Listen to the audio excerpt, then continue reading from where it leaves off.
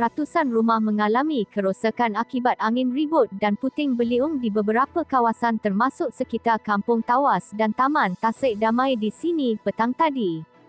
Kejadian itu menyebabkan rata-rata penduduk di Kampung Tawas yang kebanyakannya didiami masyarakat Cina menzahirkan rasa sedih kerana bakal menyambut Tahun Baharu hanya 2 hari lagi.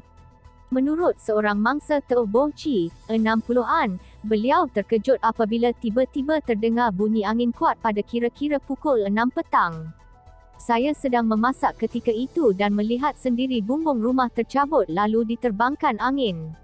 Saya tidak tahu apa perlu dilakukan kerana Tahun Baharu Cina hanya 2 hari lagi, bagaimana kami hendak menyambutnya dalam keadaan begini, katanya ketika ditemui pemberita di lokasi kejadian hari ini.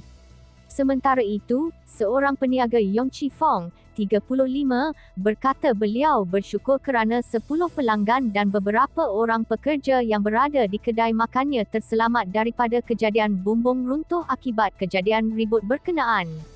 Sudah 10 tahun saya berniaga makanan di sini, tetapi ini pertama kali terjadi ribut yang teruk dan banyak peralatan di kedai rosak, katanya.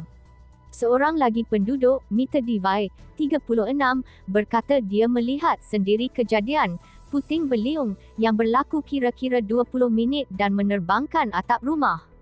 Saya hanya mampu berdoa agar kami sekeluarga terselamat dan syukurlah rumah kami tidak mengalami kerosakan terlalu teruk, katanya.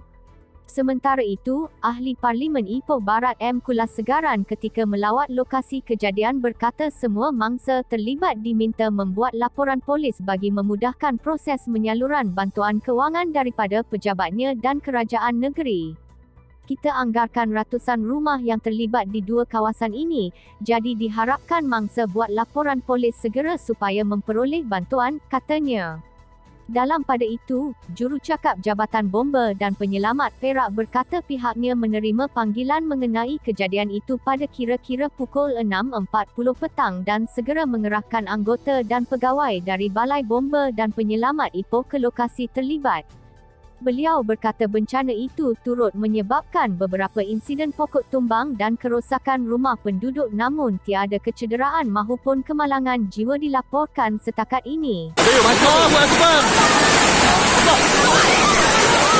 Allahu Akbar.